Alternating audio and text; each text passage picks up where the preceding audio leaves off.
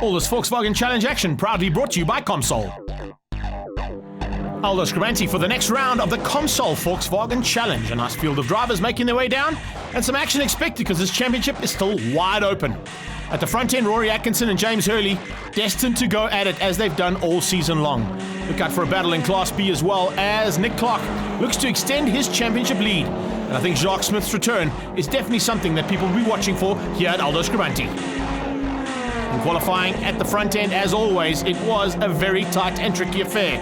Atkinson, Hurley, and Valdi Mankies at the front end of Class A. We caught up with Rory Atkinson to find out what his plans are for the day. We're just going to try and get off the line properly. It's going to be a good, tight race. The circuit is quite narrow, so not the easiest one to pass on. So goal number one is just get off the line quickly, yeah? Nicely done by Nick Clark to take pole position for the Class Bs. No, it's been a good weekend so far.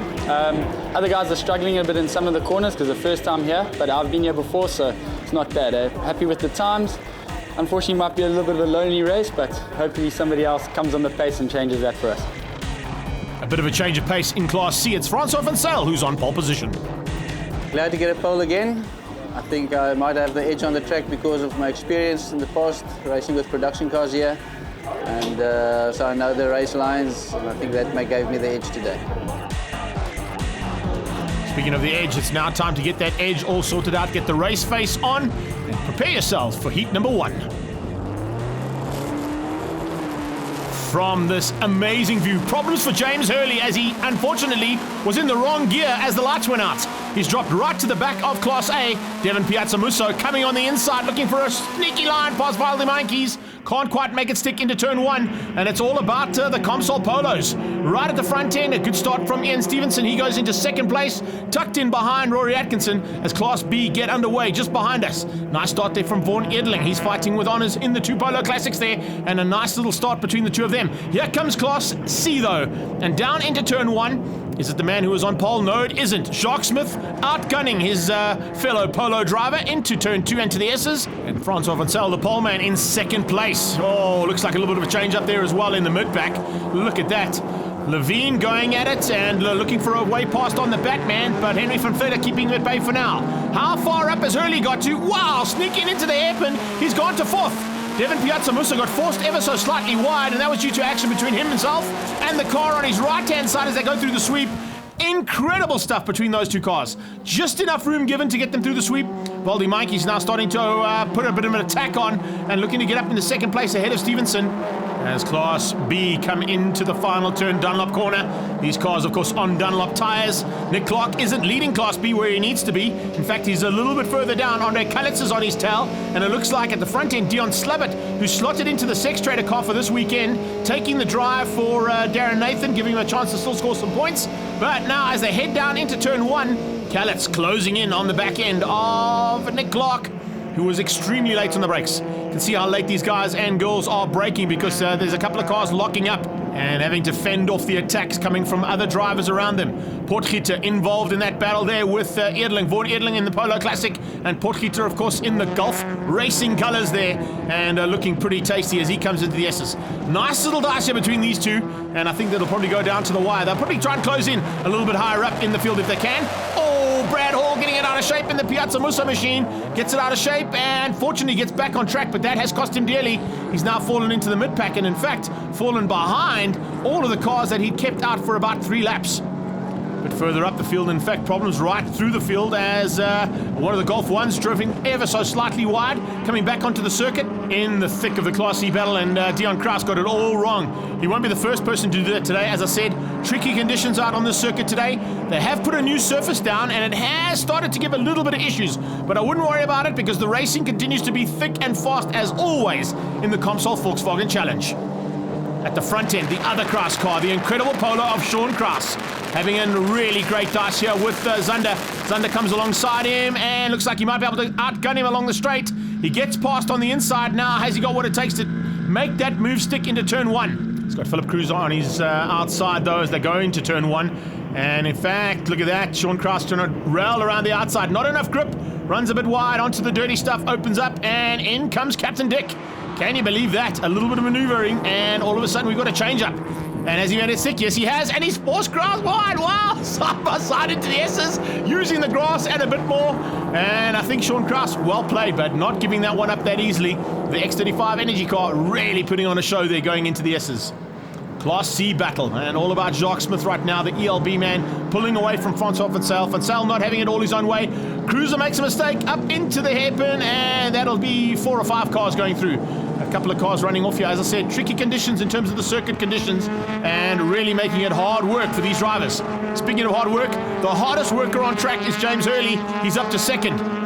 I'm not quite sure if he's got enough time to catch the leader, Rory Atkinson, but he certainly has made his way right through the field to get up into second place. The battle continues a bit further back in Class B, and all of a sudden, a change-up in Class B sees Nick Clark there. Back to Class A, though. Look at this. James Hurley coming into the hairpin, and he is closing on Atkinson. The Comsol car is in trouble. There's only a couple of corners to go, and it looks like Atkinson might be able to hang on, but it's only going to be by a few seconds, if that.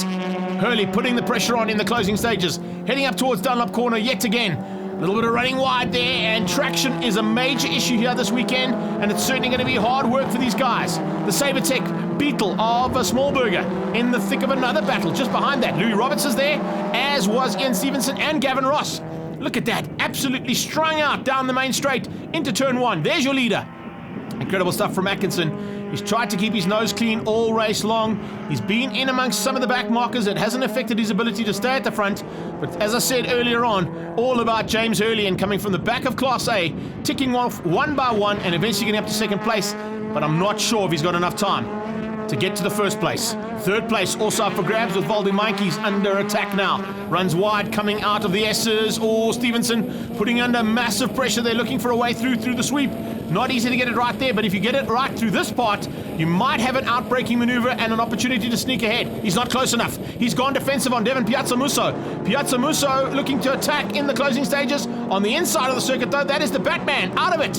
Henry van Vletter in the Golf 2 with issues on his machine as he heads up into the hairpin, and you can see him just ailing through. Cars running wide as well. That's Kraus. Yes, indeed. That's Wayne Kraus running wide, all on his own sim, being helped out by nobody other than the fact that there's no traction. Nick Clark pushing hard, trying to remain ahead of Dion Slubbert. Slubbert doing an amazing job in the Sex Trader car. And here comes Wayne Kraus. Now trying to recover. He lost a little bit of ground, and as you can see, managed to make his way into the mid-pack battle here of the Class B title chase. No doubt about it. It's a pity that Darren Nathan didn't make it down, but as I said, Dion Slubbert doing an incredible job there in that polo.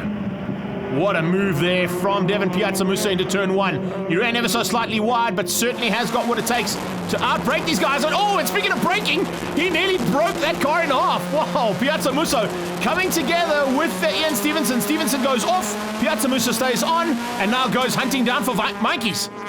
Mainkies fortunate to stay out of that one. Here comes Nick Clark and Slubbert. Then you got Wayne Kraus behind them. That is Kalitz. Kalitz now trying to push ahead and try and sneak up onto the back end of this Class B battle. But you can see he's in a Class A car and now in the thick of it.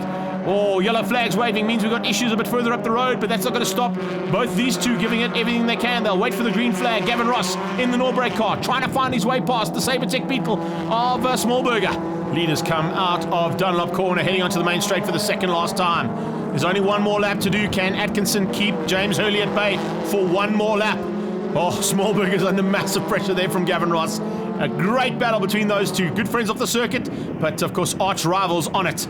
Now they are in the thick of Class C. Class A in the back markers. Is this going to affect the ability of Rory Atkinson to take a win today? Or is Hurley going to use that just uncanny magic he has, Harry Potter-esque, to get through the traffic a bit better than Rory Atkinson was able to do? Running wide there once again. Cruiser goes around and possibly around the light pole too. Yes, he's decided to go around the light pole. Not a bad option. Comes on just behind Gavin Ross. Gavin Ross looks like he also made a slight mistake, and he's lost some ground there to the Sabertech Beetle of Smallburger. Third place in Class B. He goes through. Nicely done. Millet Stewart, Dane Stewart on his tail, trying to close down, and the in-house battle and family feud on circuit is going to be won out by the looks of things by Millet. Simon Levine runs wide at the hairpin now. There's just chaos up there. And I can tell you from personal experience, I know how difficult that corner was. Having driven in the production cars earlier on in the race day, these guys and girls were battling just as much as everybody else on the weekend, but certainly putting on an epic battle in amongst their various classes. Up into the final turn. That's how close things got. Incredible stuff from James Hurley, closing in on the back end of the Comsol Polo, but Atkinson was going to hang on. And the checkered flag about to come out to give him the first victory on the day and steal it from Harry Potter. Second place to Harry Potter. Winning things out in Class C was Jacques Smith. There you can see him just ahead of Francois Foncel. Class B is eventually going to Nick Clark, who hung on for a great day in the saddle for race number 1. Confirmation of those results: Atkinson from Hurley, Piazza Musso and Mikey's, Gavin Ross, Smallberger, Robertson and Ian Stevenson with a DNF in Class A. In Class B, all about Nick Clark at the front end, Dion Slabbert in second, Milay Stewart beating Dane to the line, Brad Hall ahead of Andre Needham, and Alna Cruiser beating Pete Portita. In the C's, all about Jacques Smith and Francois Foncel in the polos. Zander Roos eventually caught Sean Kraus and got past him. Dion Kraus recovered up to 5th with the Dales and Sam and Naveen right behind them.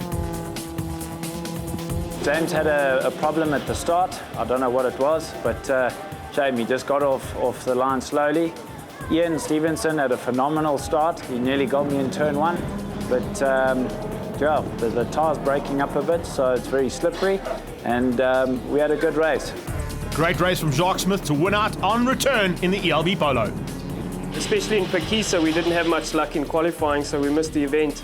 So it's just really great to be back on the podium and actually take the race for our first outing here. Race 2 standing by, and a couple of guys with some concerns, a couple of guys with some tweaking to do, and that's exactly what's going to be happening. As you can see, Jacques Smith not too worried about things. Everything went according to plan. I think James Hurley will be looking to get off the line a bit better than he did in race number 1. But let's have a look and see what happens as the lights go out. Yes, much better start from Harry Potter this time. Goes defensive almost immediately to keep out the attack from the Comsol Polo of Rory Atkinson. A little bit further back, we're on board here with Lindsay Kleur, a bit further in the field, and of course in the mid-pack of Class B. Doesn't look like a great start out of Dion Slabbert. He got caught on the line ever so slightly. A couple of cars going left, right, and centre and past him. But I think it's all about Nick Clark winning things out down into turn number 1. As we see, Hurley, even though he got a good start, didn't quite get the whole shot. He slots up into 3rd place. Good start there from Needham around the outside. Zander Roos looks like he's got the drop shot and the whole shot into turn 1 in terms of Class C. To see the Bat Lady fighting with Philip Cruiser. And it's Captain Dick and Junior Dick behind, but incredible stuff from the Dells there. They'd like to be a little bit further up, and I think that's exactly what they're going to be fighting for. Hurley up to 2nd, finds his way past Voldemainkes. These top 3 cars probably going to pull away a little bit away from Stevenson. Devin Piazzamuso had what it takes to run with the pace of the front 3, but unfortunately he's stuck behind, yes, there you can see confirmation, behind Ian Stevenson in the 2nd of the Comsol Polos. Under attack from Smallberger, Kraus, then it's the no-brake car of Gavin Ross. Also having a nice outing this weekend. A bit further back in the Bs, Gossman side by side with the 5 car, and Alna Cruiser giving him a bit of a run for his money. Here we go on board with the Grand Mark International Polo of Dane Stewart. He is looking for a way to attack that Red Bull Polo. But speaking of attack, here comes the Sex Trader car on the inside. A little rubbing that could end up in tears. It does. Slabbert coming together there, and well held, Dion Slabbert. How you managed to catch that one, buddy? Only, I think, a Nathan's Motorsport driver would be able to do that. But certainly a great effort to keep it back on the green stuff and then eventually back onto the tarmac. Brad Hall now on board with him. Look how busy this cockpit is as you go through one of the fastest sweeps in the country. Getting it all right, you get an opportunity to outbrake yourself and do an outbraking maneuver. And speaking of outbraking, breaking the front end of this field open, wide open in fact, is Rory Atkinson with a massive mistake, allowing James Hurley to take the lead. You cannot give Harry Potter a lead like that, especially in the second race of the day. Nick Clark hanging on for dear life right now because remember, he's already taken 1 victory today, but he's being pressurized there by Andre Kalitz. Jacques Smith's got no pressure. He has opened up a commanding lead considering the fact that we're in the early stages of this race. 2nd place is still Foncel, but Levine is there this time, and I think Simon Levine wants to make it amends for finishing off the top of the top 8 there in race number 1. As is Dion Kraus. Both of them running wide in those Golf 1s, remember? So some issues to be sorted out here in amongst the Class Cs. Here you can see side by side with Foncel. Here comes Zander Roos though, using the slipstream effect. He pulls alongside, in fact, not even worried about slipstream. That was under power, he made that pass on both those cars. Whatever they've done down at Nathan's Motorsport, that Polo is running well. And into turn number 1, we have a new man in 2nd place. We have a new man in 3rd place as well, as Levine sneaks up ahead and demotes Francois Foncel 1 position down. Dion Kraus Then we've got Sean Grass. Behind them is the Bat Lady, Elke van Vletter. But further back, the two Dales. And then right at the back there, Lindsay Kleur. Nice little drive here. Oh, Grass runs wide though in the Incredible Polo. And the Bat Lady just absolutely eats up that opportunity. You cannot give Elke any room in that kind of position because she will pounce and will make you pay for it. Now, can we see a return of the favour going down into the hairpin? There was definitely an opportunity opening up there for the Incredible Polo, and I think he might have snuck through. Let's go back up a little bit higher in the field. Needham putting massive pressure onto the man in front, but more importantly, soaking up the pressure from behind as Brad Hall sneaks out and tries to make the overtaking maneuver. Look in the background. That's the one we're watching out for as Calitz is now fighting for honours here with Miley Stewart closing in on Nick Clark. That's 1, 2, and 3 in Class B. 4, 5, and 6 have been electrifying. Here they come into the S's. It is Dane Stewart, followed by Brad Hall. He's managed to get through on Needham. Then it's Edling. Here comes Slabbert, recovering nicely just ahead, as you can see, of Gossman. Nice move there. Oh, runs ever so slightly wide, does Gossman. He's also pushing a little bit hard there in the Golf 2. And in fact, the two Golf 2s battling for traction, battling for drive here this weekend. Speaking of battling for drive, wow, where is Hurley going? In fact, where is Stevenson going? Hello! Almost identical maneuver to what we saw his teammate do earlier on. And in fact, it's now every car, I think, in the whole of this Comsol Volkswagen Challenge that has run wide at the hairpin. I don't think anybody got it right without having to run wide at some occasion during the weekend. Nice recovery, though, from Gavin Ross, but unfortunately right in the thick of Class B. And that could cost him a bit of time to close in on the Class A's now with the halfway stage already reached in this race. Look at Calitz, though. He's losing a little bit of ground, and I think he's got some work to do. He was concerned about the attack coming from Stewart, and it's still there. Now he's going to have to worry about the Norbrake car coming through as well, because the FSI engine in that machine will definitely give it a little bit of extra crack here on the main straight. Needham looking for an opportunity to sneak through on Edling. In fact, he's lost ground to Edling. Edling got past him. Speaking of getting past, how close is Meinke's on the back end of Hurley? Whoa, Wayne Kraus sideways in the Polo. There you can see once again another example of how these guys are battling for grip. And oh, Herbie's on his side. Oh, Derek Smallberger got it all wrong coming out of the S's and just spun off, gripped the grass, and it put him on his side. It's not a roll, it's just a flip. I know all about those as well. Unfortunately, that is the Beetle out of it, but I'm sure they'll get it back on their wheels and back onto the road as quickly as possible. Speaking of back on the road, let's get back into the thick of this race. Ross has made one move. He's got past Stewart. Jacques Smith now, looking in the rearview mirrors, will be concerned about the pace of Zander Roos closing in on him. But there's only a couple of laps to go, so he might be able to keep the youngster at bay. Simon Levine has moved up to third place. Much better drive this time from Levine, and looks like a good possibility of a podium there for the Golf 1 driver. Dion Kraus just behind them, also having a good run. Probably about a 4 or 5 position due for Dion Kraus. He'll be happy with that, considering that he ran off in race number 1. Here's Zander coming up on the inside of Jacques Smith. Smith, I think, might have a little bit of an issue here because Zander has closed in dramatically.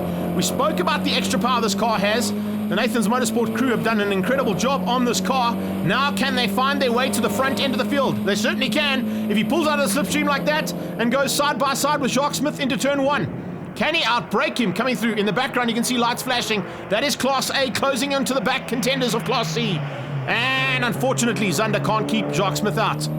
Jacques was not backing down. Hung on to the inside line, kept the braking late, probably matched the braking to Zander's braking into turn 1, and now just tries to keep the defensive lines through the S's.